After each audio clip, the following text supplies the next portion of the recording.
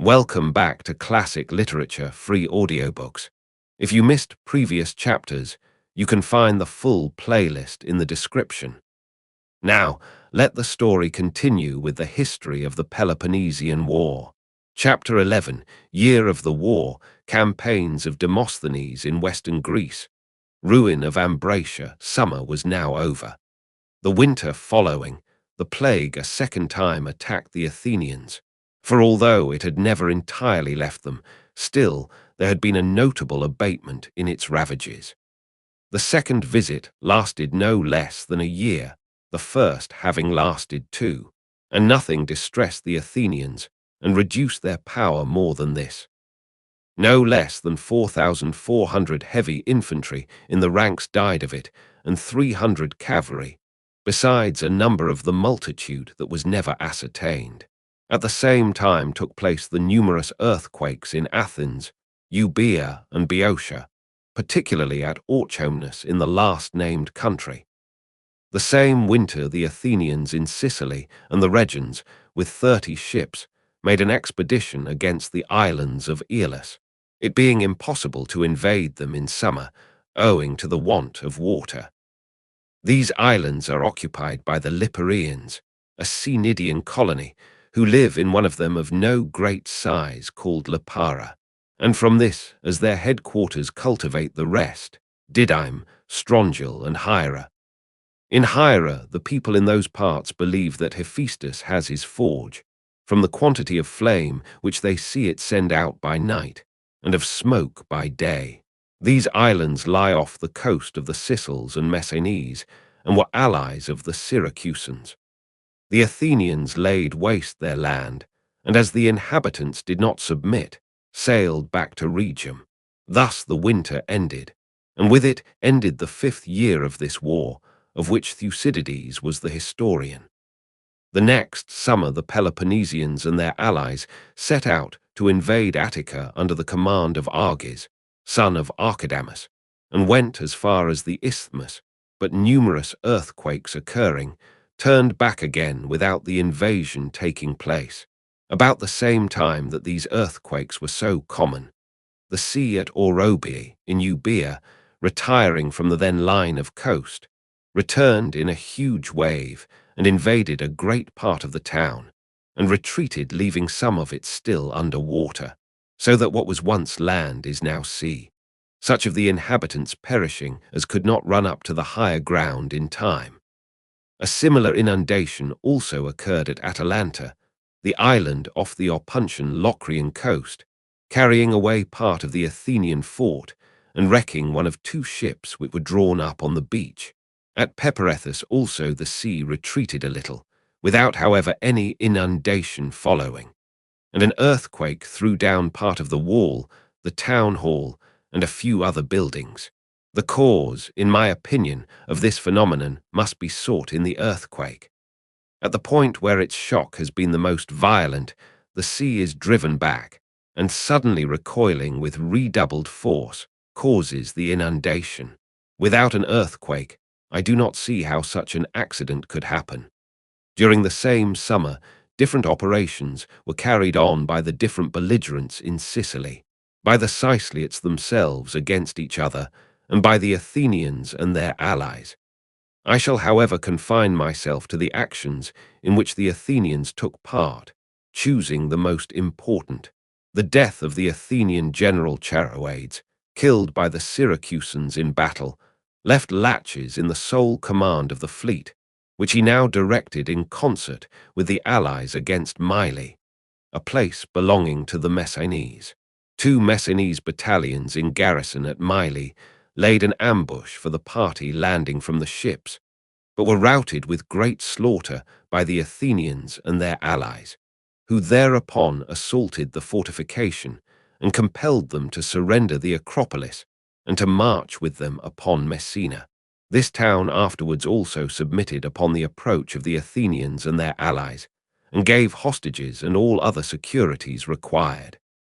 The same summer, the Athenians sent 30 ships round Peloponnese under Demosthenes, son of Alcisthenes, and Procles, son of Theodorus, and 60 others, with 2,000 heavy infantry, against Melos under Nicias, son of Nicerattus, wishing to reduce the Melians, who, although islanders, refused to be subjects of Athens or even to join her confederacy. The devastation of their land not procuring their submission, the fleet, weighing from Melos, sailed to Oropus in the territory of Greea, and landing at nightfall, the heavy infantry started at once from the ships by land for Tanagra in Boeotia, where they were met by the whole levy from Athens, agreeably to a concerted signal, under the command of Hipponicus, son of Callias, and Eurymedon, son of Thucles. They encamped, and passing that day in ravaging the Tanagrian territory, remained there for the night. And next day, after defeating those of the Tanagrians who sailed out against them and some Thebans who had come up to help the Tanagrians, took some arms, set up a trophy, and retired, the troops to the city and the others to the ships. Nicias with his 60 ships coasted alongshore and ravaged the Locrian seaboard, and so returned home. About this time, the Lacedaemonians founded their colony of Heraclea in Trachis, their object being the following. The Malians form in all 3 tribes, the Paralians, the Hyrrians, and the Trachinians, the last of these having suffered severely in a war with their neighbours the Oeteans, at first intended to give themselves up to Athens, but afterwards fearing not to find in her the security that they sought, sent to Lacedaemon, having chosen Tisaemus for their ambassador. In this embassy joined also the Dorians from the mother country of the Lacedaemonians, with the same request, as they themselves also suffered from the same enemy. After hearing them, the Lacedaemonians determined to send out the colony, wishing to assist the Trachinians and Dorians, and also because they thought that the proposed town would lie conveniently for the purposes of the war against the Athenians. A fleet might be got ready there against Euboea, with the advantage of a short passage to the island, and the town would also be useful as a station on the road to Thrace. In short, everything made the Lacedaemonians eager to found the place. After first consulting the god at Delphi and receiving a favorable answer, they sent off the colonists, Spartans and Perioeci, inviting also any of the rest of the Hellenes who might wish to accompany them, except Ionians, Achaeans, and certain other nationalities.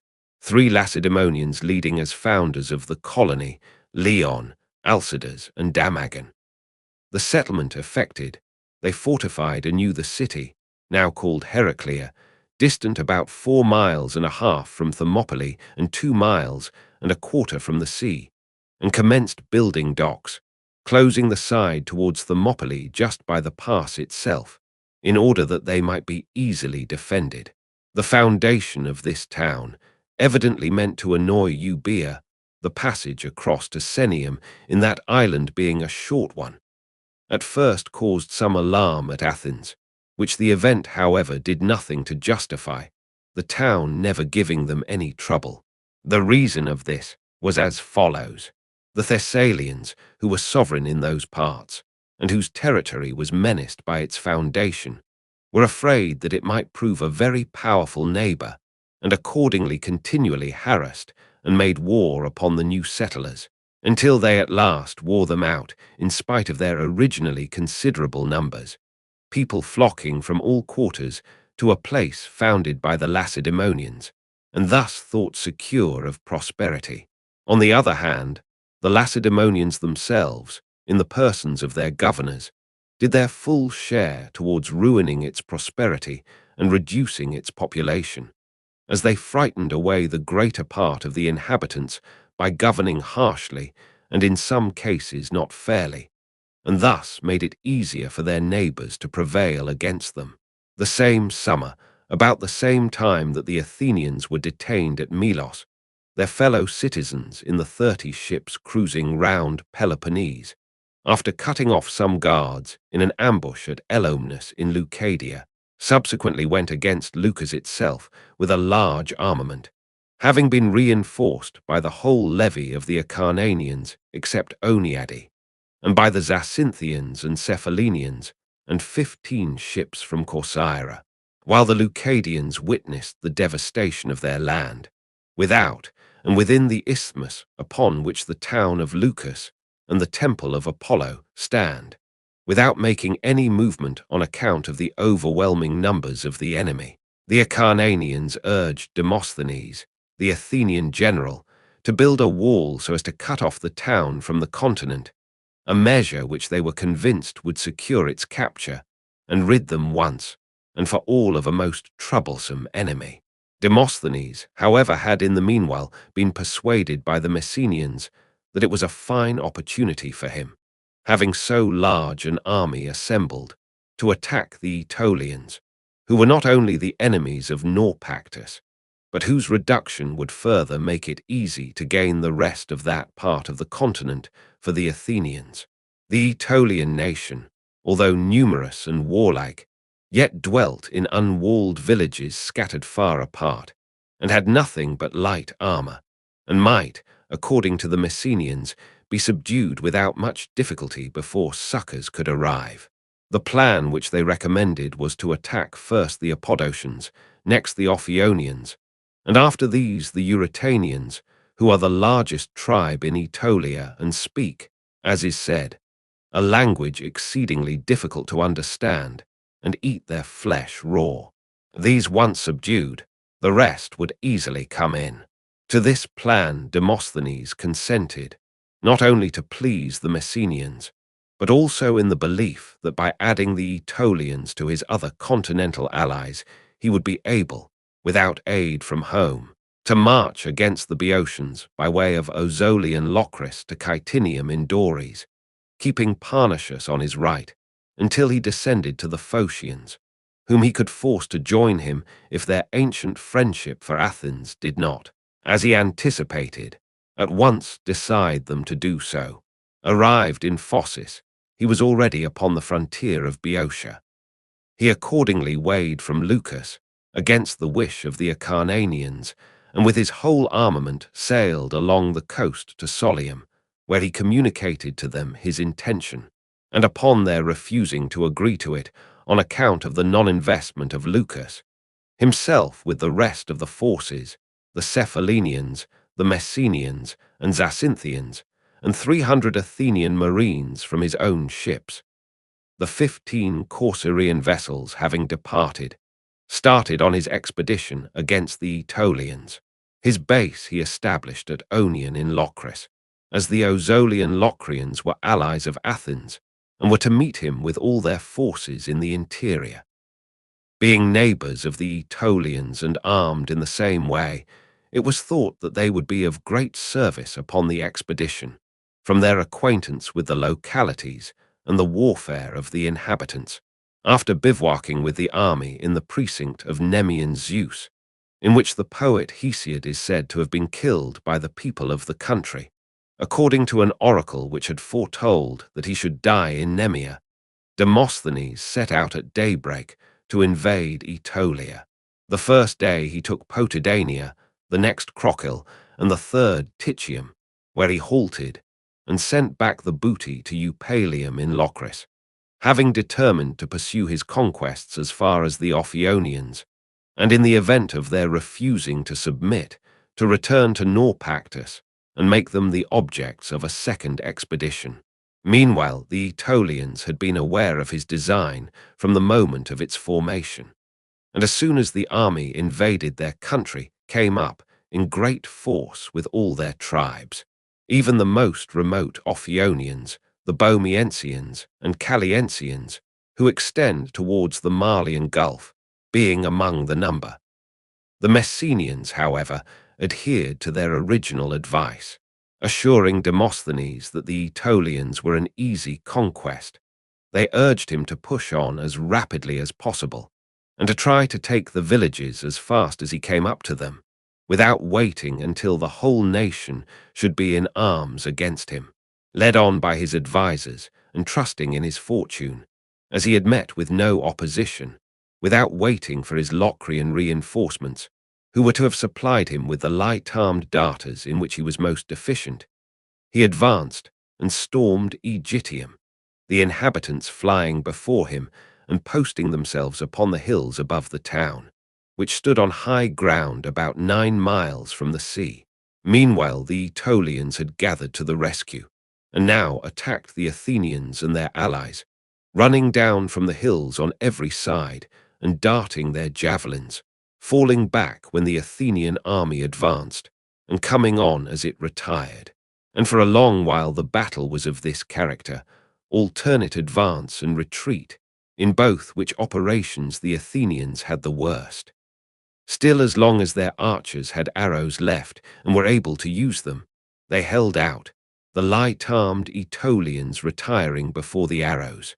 But after the captain of the archers had been killed and his men scattered, the soldiers, wearied out with the constant repetition of the same exertions and hard pressed by the Aetolians with their javelins, at last turned and fled, and falling into pathless gullies and places that they were unacquainted with, thus perished, the Messenian crowman, their guide, having also unfortunately been killed. A great many were overtaken in the pursuit by the swift-footed and light-armed Aetolians, and fell beneath their javelins. The greater number, however, missed their road and rushed into the wood, which had no ways out, and which was soon fired and burnt round them by the enemy. Indeed, the Athenian army fell victims to death in every form, and suffered all the vicissitudes of flight. The survivors escaped with difficulty to the sea and Onion in Locris, whence they had set out. Many of the allies were killed, and about 120 Athenian heavy infantry, not a man less, and all in the prime of life. These were by far the best men in the city of Athens that fell during this war. Among the slain was also Procles, the colleague of Demosthenes. Meanwhile, the Athenians took up their dead under truce from the Aetolians, and retired to Naupactus, and from thence went in their ships to Athens, Demosthenes staying behind in Naupactus and in the neighborhood, being afraid to face the Athenians after the disaster. About the same time, the Athenians on the coast of Sicily sailed to Locris, and in a descent which they made from the ships defeated the Locrians who came against them, and took a fort upon the river Halex. The same summer the Aetolians, who before the Athenian expedition had sent an embassy to Corinth and Lacedaemon, composed of Tolophus, an Ophionian, Boreades, an Eurytanian, and Tisander, and a Podocian, obtained that an army should be sent them against Naupactus, which had invited the Athenian invasion. The Lacedaemonians accordingly sent off towards autumn 3,000 heavy infantry of the allies, 500 of whom were from Heraclea, the newly founded city in Trachis, under the command of Eurylochus, a Spartan, accompanied by Macarius and Menedaius, also Spartans. The army having assembled at Delphi, Eurylochus sent a herald to the Ozolian Locrians, the road to Naupactus lying through their territory, and he having besides conceived the idea of detaching them from Athens.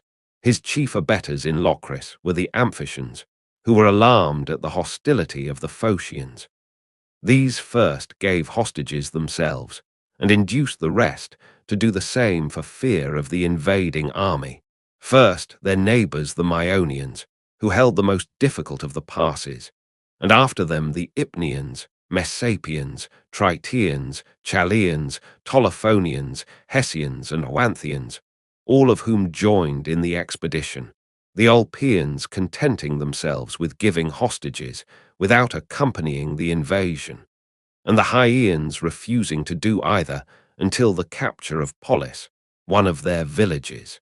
His preparations completed, Eurylochus lodged the hostages in Caetinium in Dores, and advanced upon Naupactus through the country of the Locrians, taking upon his way Onion and Eupalium, two of their towns that refused to join him, arrived in the Naupactian territory, and having been now joined by the Aetolians, the army laid waste the land and took the suburb of the town, which was unfortified, and after this Malicrium also, a Corinthian colony subject to Athens. Meanwhile, the Athenian Demosthenes, who since the affair in Aetolia had remained near Naupactus, having had notice of the army and fearing for the town, went and persuaded the Acarnanians, although not without difficulty, because of his departure from Lucas, to go to the relief of Naupactus. They accordingly sent with him on board his ships 1,000 heavy infantry, who threw themselves into the place and saved it. The extent of its wall and the small number of its defenders, otherwise placing it in the greatest danger. Meanwhile Eurylochus and his companions, finding that this force had entered and that it was impossible to storm the town, withdrew not to Peloponnese, but to the country once called Aeolis, and now Calydon and Pleuron, and to the places in that neighbourhood, and Proscaeum in Aetolia, the Ambraciates having come, and urged them to combine with them in attacking Amphilochian Argos, and the rest of Amphilochia and Acarnania, affirming that the conquest of these countries would bring all the continent into alliance with Lacedaemon. To this Eurylochus consented, and dismissing the Aetolians, now remained quiet with his army in those parts, until the time should come for the Ambraciates to take the field, and for him to join them before Argos. Summer was now over, the winter ensuing, the Athenians in Sicily with their Hellenic allies, and such of the Sicel subjects or allies of Syracuse as had revolted from her and joined their army, marched against the Sicel town in Essa, the Acropolis of which was held by the Syracusans, and after attacking it without being able to take it, retired. In the retreat, the allies retreating after the Athenians were attacked by the Syracusans from the fort, and a large part of their army routed with great slaughter.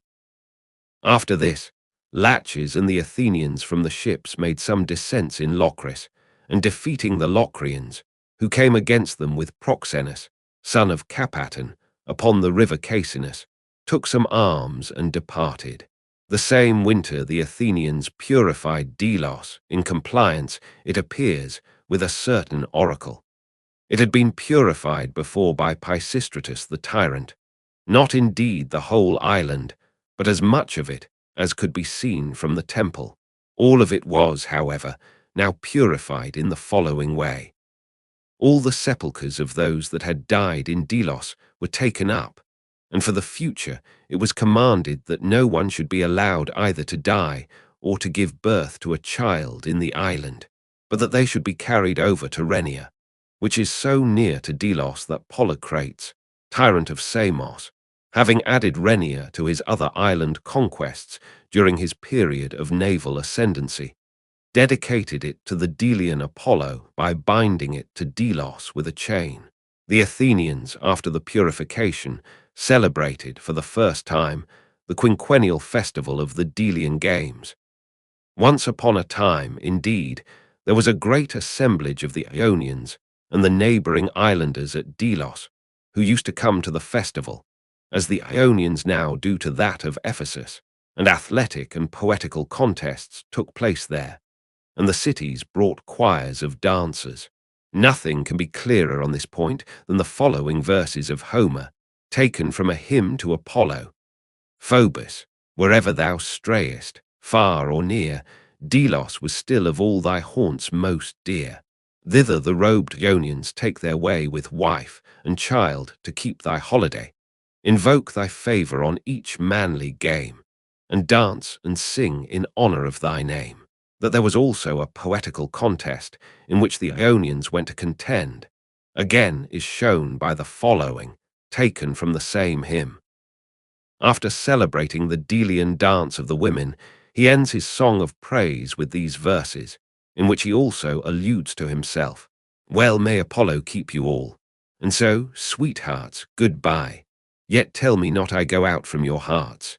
And if in after hours some other wanderer in this world of ours touch at your shores, and ask your maidens here, who sings the songs the sweetest to your ear, think of me then, and answer with a smile, a blind old man of Scio's rocky isle. Homer thus attests that there was anciently a great assembly and festival at Delos. In later times, although the islanders and the Athenians continued to send the choirs of dancers with sacrifices. The contests and most of the ceremonies were abolished, probably through adversity, until the Athenians celebrated the games upon this occasion with the novelty of horse races. The same winter the Ambraciates, as they had promised Eurylochus when they retained his army, marched out against Amphilochian Argos with 3,000 heavy infantry, and invading the Argive territory occupied Olpe, a stronghold on a hill near the sea, which had been formerly fortified by the Acarnanians and used as the place of assizes for their nation, and which is about 2 miles and 3/4 from the city of Argos upon the sea coast. Meanwhile, the Acarnanians went with a part of their forces to the relief of Argos, and with the rest encamped in Amphilochia at the place called Crene, or the Wells, to watch for Eurylochus and his Peloponnesians, and to prevent their passing through and effecting their junction with the Ambraciates, while they also sent for Demosthenes, the commander of the Aetolian expedition, to be their leader, and for the 20 Athenian ships that were cruising off Peloponnese under the command of Aristotle, son of Timocrates, and Hierophon, son of Antinestus. On their part, the Ambraciates at Olpe sent a messenger to their own city, to beg them to come with their whole levy to their assistance, fearing that the army of Eurylochus might not be able to pass through the Acarnanians, and that they might themselves be obliged to fight single-handed, or be unable to retreat, if they wished it, without danger. Meanwhile Eurylochus and his Peloponnesians, learning that the Ambraciates at Olpe had arrived, set out from Presceum with all haste to join them, and crossing the Achelous advanced through Acarnania, which they found deserted by its population, who had gone to the relief of Argos, keeping on their right the city of the Stratians and its garrison, and on their left the rest of Acarnania.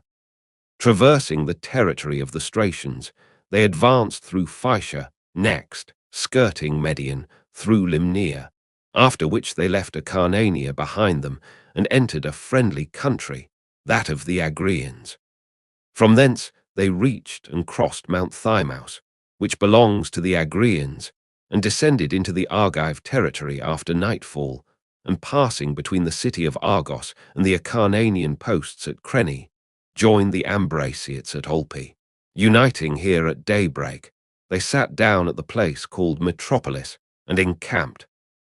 Not long afterwards, the Athenians in the 20 ships came into the Ambracian Gulf to support the Argives, with Demosthenes and 200 Messenian heavy infantry and 60 Athenian archers. While the fleet off Olpe blockaded the hill from the sea, the Acarnanians and a few of the Amphilochians, most of whom were kept back by force by the Ambraciates, had already arrived at Argos and were preparing to give battle to the enemy, having chosen Demosthenes to command the whole of the allied army in concert with their own generals. Demosthenes led them near to Olpe and encamped, a great ravine separating the two armies. During 5 days they remained inactive. On the 6th both sides formed in order of battle. The army of the Peloponnesians was the largest and outflanked their opponents, and Demosthenes, fearing that his right might be surrounded, placed in ambush, in a hollow way overgrown with bushes, some 400 heavy infantry and light troops, who were to rise up at the moment of the onset behind the projecting left wing of the enemy, and to take them in the rear. When both sides were ready, they joined battle, Demosthenes being on the right wing with the Messenians and a few Athenians, while the rest of the line was made up of the different divisions of the Acarnanians and of the Amphilochian carters. The Peloponnesians and Ambraciates were drawn up pell-mell together, with the exception of the Mantineans, who were massed on the left, without, however, reaching to the extremity of the wing, where Eurylochus and his men confronted the Messenians and Demosthenes. The Peloponnesians were now well engaged, and with their outflanking wing were upon the point of turning their enemies right, when the Acarnanians from the ambuscade set upon them from behind, and broke them at the first attack, without their staying to resist. while the panic into which they fell caused the flight of most of their army. Terrified beyond measure at seeing the division of Eurylochus and their best troops cut to pieces, most of the work was done by Demosthenes and his Messenians, who were posted in this part of the field. Meanwhile, the Ambraciates, who are the best soldiers in those countries, and the troops upon the right wing, defeated the division opposed to them and pursued it to Argos. Returning from the pursuit, they found their main body defeated, and hard pressed by the Acarnanians, with difficulty made good their passage to Olpe, suffering heavy loss on the way as they dashed on without discipline or order, the Mantineans excepted, who kept their ranks best of any in the army during the retreat. The battle did not end until the evening. The next day Menedaius, who on the death of Eurylochus and Macarius had succeeded to the sole command, being at a loss after so signal a defeat how to stay and sustain a siege, cut off as he was by land and by the Athenian fleet by sea, and equally so how to retreat in safety, opened a parley with Demosthenes and the Acarnanian generals for a truce and permission to retreat, and at the same time for the recovery of the dead. The dead they gave back to him, and setting up a trophy took up their own also to the number of about 300. The retreat demanded they refused publicly to the army, but permission to depart without delay was secretly granted to the Mantineans and to Menedaius and the other commanders and principal men of the Peloponnesians by Demosthenes and his Acarnanian colleagues, who desired to strip the Ambraciates and the mercenary host of foreigners of their supporters, and above all, to discredit the Lacedaemonians and Peloponnesians with the Hellenes in those parts, as traitors and self-seekers, while the enemy was taking up his dead and hastily burying them as he could, and those who obtained permission were secretly planning their retreat. Word was brought to Demosthenes and the Acarnanians that the Ambraciates from the city, in compliance with the first message from Olpe, were on the march with their whole levy through Amphilochia to join their countrymen at Olpe. Knowing nothing of what had occurred, Demosthenes prepared to march with his army against them, and meanwhile sent on at once a strong division to beset the roads and occupy the strong positions. In the meantime, the Mantineans and others included in the agreement went out under the pretense of gathering herbs and firewood, and stole off by twos and threes, picking on the way the things which they professed to have come out for, until they had gone some distance from Olpe, when they quickened their pace. The Ambraciates and such of the rest as had accompanied them in larger parties, seeing them going on, pushed on in their turn, and began running in order to catch them up. The Acarnanians at first thought that all alike were departing without permission, and began to pursue the Peloponnesians, and believing that they were being betrayed, even threw a dart or two at some of their generals who tried to stop them, and told them that leave had been given. Eventually, however, they let pass the Mantineans and Peloponnesians, and slew only the Ambraciates, there being much dispute and difficulty in distinguishing whether a man was an Ambraciate or a Peloponnesian. The number thus slain was about 200. The rest escaped into the bordering territory of Agria and found refuge with Salinthius, the friendly king of the Agrians. Meanwhile, the Ambraciates from the city arrived at Idomene. Idomene consists of 2 lofty hills, the higher of which the troops sent on by Demosthenes succeeded in occupying after nightfall, unobserved by the Ambraciates, who had meanwhile ascended the smaller and bivouacked under it. After supper Demosthenes set out with the rest of the army as soon as it was evening, himself with half his force making for the pass, and the remainder going by the Amphilochian hills.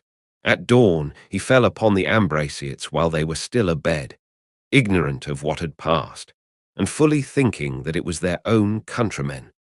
Demosthenes, having purposely put the Messenians in front with orders to address them in the Doric dialect, and thus to inspire confidence in the sentinels, who would not be able to see them as it was still night. In this way, he routed their army as soon as he attacked it, slaying most of them where they were, the rest breaking away in flight over the hills. The roads, however, were already occupied, and while the Amphilochians knew their own country, the Ambraciots were ignorant of it and could not tell which way to turn, and had also heavy armor as against a light-armed enemy, and so fell into ravines and into the ambushes which had been set for them, and perished there. In their manifold efforts to escape, some even turned to the sea, which was not far off, and seeing the Athenian ships coasting alongshore just while the action was going on, swam off to them, thinking it better in the panic they were in to perish, if perish they must, by the hands of the Athenians, than by those of the barbarous and detested Amphilochians. Of the large Ambraciot force destroyed in this manner, a few only reached the city in safety, while the Acarnanians, after stripping the dead and setting up a trophy, returned to Argos. The next day arrived a herald from the Ambraciots who had fled from Olpe to the Agrians, to ask leave to take up the dead that had fallen after the first engagement, when they left the camp with the Mantineans and their companions, without, like them, having had permission to do so. At the sight of the arms of the Ambraciots from the city, the herald was astonished at their number, knowing nothing of the disaster, and fancying that they were those of their own party. Someone asked him what he was so astonished at, and how many of them had been killed, fancying in his turn that this was the herald from the troops at Idomene. He replied, "About 200, upon which his interrogator took him up, saying, "Why, the arms you see here are of more than 1,000. The herald replied, "Then they are not the arms of those who fought with us." The other answered, "Yes, they are, if at least you fought at Idomene yesterday. But we fought with no one yesterday, but the day before in the retreat. However that may be, we fought yesterday with those who came to reinforce you from the city of the Ambraciots." When the herald heard this and knew that the reinforcement from the city had been destroyed, he broke into wailing, and stunned at the magnitude of the present evils, went away at once without having performed his errand, or again asking for the dead bodies. Indeed, this was by far the greatest disaster that befell any one Hellenic city in an equal number of days during this war.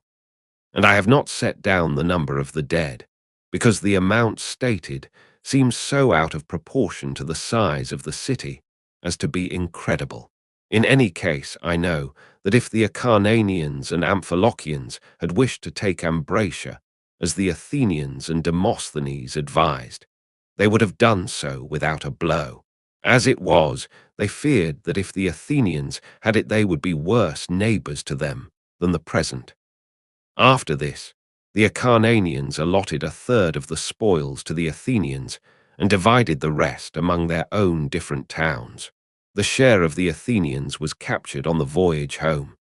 The arms now deposited in the Attic temples are 300 panoplies, which the Acarnanians set apart for Demosthenes, and which he brought to Athens in person, his return to his country after the Aetolian disaster being rendered less hazardous by this exploit.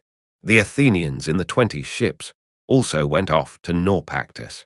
The Acarnanians and Amphilochians, after the departure of Demosthenes and the Athenians, granted the Ambraciots and Peloponnesians, who had taken refuge with Salinthius and the Agrians, a free retreat from Oniade, to which place they had removed from the country of Salinthius, and for the future concluded with the Ambraciots a treaty and alliance for 100 years, upon the terms following. It was to be a defensive, not an offensive alliance. The Ambraciots could not be required to march with the Acarnanians against the Peloponnesians, nor the Acarnanians with the Ambraciots against the Athenians. For the rest, the Ambraciots were to give up the places and hostages that they held of the Amphilochians, and not to give help to Anactorium, which was at enmity with the Acarnanians. With this arrangement, they put an end to the war, After this, the Corinthians sent a garrison of their own citizens to Ambracia, composed of 300 heavy infantry, under the command of Xenoclades, son of Euthocles, who reached their destination after a difficult journey across the continent. Such was the history of the affair of Ambracia. The same winter the Athenians in Sicily made a descent from their ships upon the territory of Hymera, in concert with the Sicels, who had invaded its borders from the interior and also sailed to the islands of Aeolus.